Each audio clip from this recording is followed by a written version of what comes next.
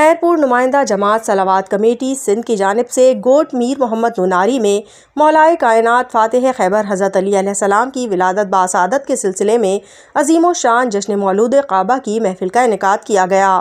اس موقع پر حضرت علی علیہ السلام اور دیگر اہل بیت کے لیے محسن کائنات رسول اکرم صلی اللہ علیہ وسلم کی بارگاہ میں کروڑوں درود و سلام پیش کیا گیا اور حضرت علی علیہ السلام کی بہادری، جرأت، دلیری، شجاعت، سخاوت و شان فضیلت بیان کی گئی۔ اس موقع پر سندھ بھر سے آئے سگھڑوں ممتاز علی عباسی، صابر حسین عباسی، راجہ ذوالفقار علی لغاری، عبدالرشید رند، رحمت اللہ، نبی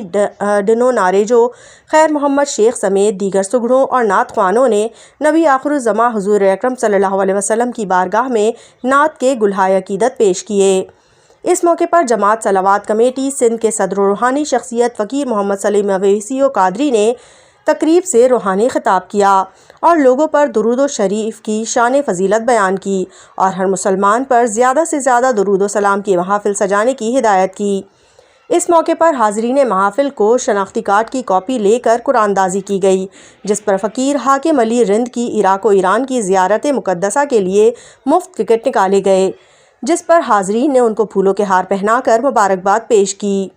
تقریب میں جسکم کے وائس چیئرمین امجد خان مہیسر وڈیرو، میر محمد نوناری اور دیگر سیاسی، سماجی، مذہبی شخصیات اور صحافیوں نے بڑی تعداد میں شرکت کی۔ آخر میں ملک و قوم کی ترقی، خوشحالی اور پاک فوج کے لیے خصوصی دعا کی گئی۔ Bureau chief Ayaz Ahmed Soomro.